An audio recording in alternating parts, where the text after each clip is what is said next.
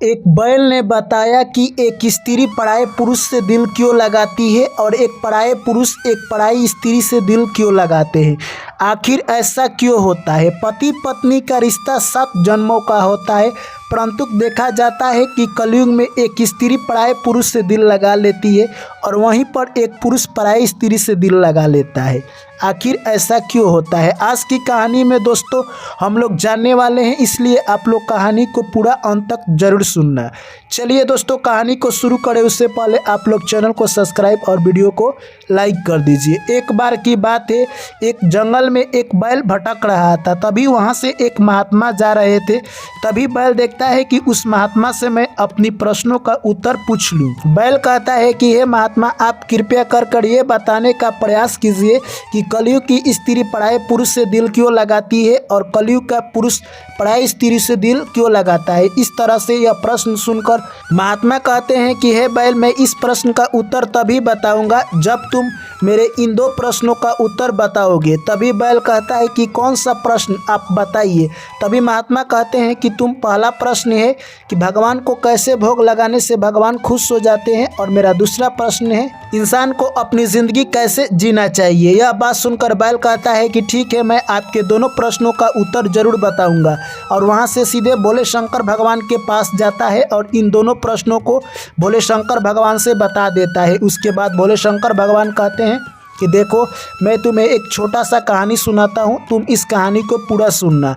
तभी बैल कहता है कि ठीक है भोले शंकर भगवान, आप कहानी को शुरू कीजिए। उसके बाद भोले शंकर भगवान कहते हैं कि एक छोटा सा गांव था। उस गांव में एक भगवान विष्णु की मंदिर थी, जहां पर एक पुजारी बाबा डेली पूजा किया करते थे और भगवान विष्णु की दोनों टाइम भोग लगाया करते थे और उसी मंदिर में पूजा पाठ करके वहीं पर रहा करते थे। एक दिन की बात है, वहाँ पर एक महिला आती है और एक छोटे से बच्चे को रखकर चली जाती है। वो जैसे ही बच्चे को देखते हैं, उठाकर उसे कुछ जो लोगों के द्वारा भगवान के लिए प्रसाद में दिया गया था उस दूध को पिलाने लगते हैं और बच्चा चुप हो जाता है। इस तरह से 1 से 2 दिन निकल जाते हैं और कोई भी महिला उस बच्चा को लेने के लिए नहीं आती है। अब पंडित महाराज उस बच्चा को पोसने लगते हैं और धीरे धीरे समय निकल जाता है। अब वो लड़का बड़ा हो गया। इस तरह से पंडित महाराज उसे भगवान की भोग लगाना सिखा देते हैं, कैसे भगवान का भोग लगाया जाता है, और उसे 3 ऐसी बातें बताते हैं कि कभी भी तुम अपने पास यानी कहे तो भगवान को भोग लगाना, तो जो भी प्रसाद बचे उसे लोगों में वितरित कर देना और भगवान की ताज़ा भोग बनाकर ही लगाना। और तीसरी बात, आवश्यकता से ज़्यादा संपत्ति कभी भी अपने पास नहीं रखना चाहिए। इस तरह से तीनों बात बता देते हैं। एक दिन की बात है, जब वो भगवान की ध्यान लगा रहे थे तभी उनकी मृत्यु हो जाती है और इस दुनिया को छोड़कर वो चल बसते हैं। अब कहे तो जो लड़का था वो अकेले रह जाता है और भगवान की भक्ति में हमेशा वो भी लीन रहा करता था। अब वो सोचने लगता है कि अब मेरे लिए भगवान ही सहारा है। सुबह उठता, नहा धोया कर भगवान की भोजन बनाकर भोग लगाता और इसी तरह से वो अपना जीवन व्यतीत कर रहा था। एक दिन की बात है, काफ़ी तेज बारिश होने लगती है और उस मंदिर में कोई भी व्यक्ति नहीं आता है। ऐसे ही देखते देखते 2 से 3 दिन निकल जाता है, कोई व्यक्ति नहीं आता है। भोग लगाने के लिए अनाज समाप्त हो चुका था। इस तरह से दोस्तों आपको बता दें, भगवान विष्णु उस बालक की परीक्षा लेने लगे और कोई व्यक्ति वहाँ से नहीं आता। वो लड़का सिर्फ गंगाजल से ही भोग लगाता और गंगाजल पीकर रह जाता। इस तरह से उसको भूख सताने लगी और वो सोच में पड़ जाता है कि अब मैं क्या करूं। इस तरह से दोस्तों आपको बता दे, एक दिन एक यानी कहे तो मंत्री आता है, बहुत सारा अनाज लेकर आता है, जो कि भगवान विष्णु अपना रूप बदल कर आए थे और उसे अनाज देकर चले जाते हैं। वो अगले दिन अच्छी तरह से खीर बनाकर भगवान का भोग लगाता है और स्वयं प्रसाद खाता है और उससे भूख की शांति हो जाती है। इस तरह से आपको बता दे, दिन व्यतीत होते गए और एक दिन की बात है, फिर वो जब मंत्री आता है तो वो लड़का बोलता है कि आप डेली इस अनाज को लेकर आते हैं, आपके सेठ द्वारा इस अनाज को भेजा जाता है, परंतु आप अगले दिन यानी कहे तो अपने सेठ को जरूर बुलाकर लाइएगा प्रसाद खाने के लिए।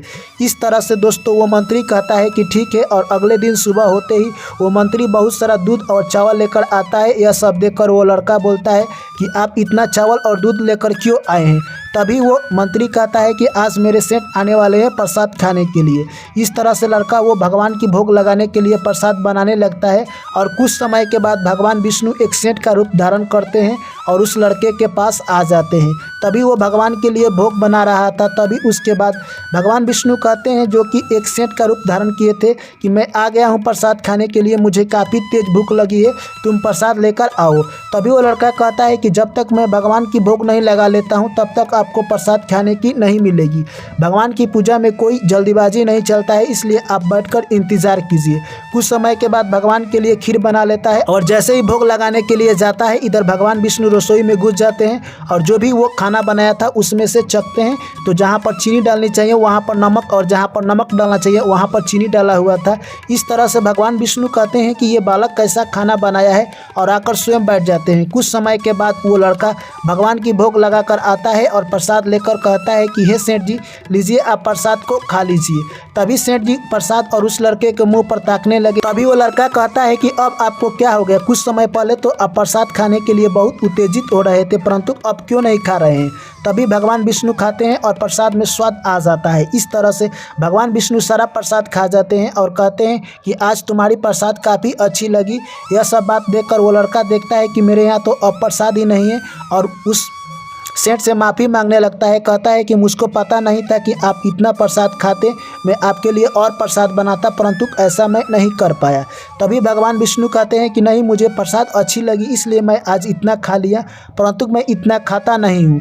उसके बाद वो लड़का एक चावल का दाना उठाता है और उसके बाद कहे तो प्रसाद ग्रहण कर लेता है, जिससे कि उसके अंदर जो भी भूख थी वो शांत हो जाती है। इस तरह से दोस्तों आपको बता दें, उसके बाद भगवान विष्णु उसको साक्षात दर्शन देते हैं। यह सब देखकर वो लड़का दंग रह जाता है और भगवान विष्णु कहते हैं कि बोलो तुम्हें मांगो क्या चाहिए। तभी वो लड़का कहता है कि आपने दर्शन दे दिया, यही मेरे लिए काफ़ी है। तभी भगवान विष्णु कहते हैं कि नहीं, मैं तुम्हें इस राज्य का राजा बनाता हूं, और वहां से वो राजा बनाकर चले जाते हैं।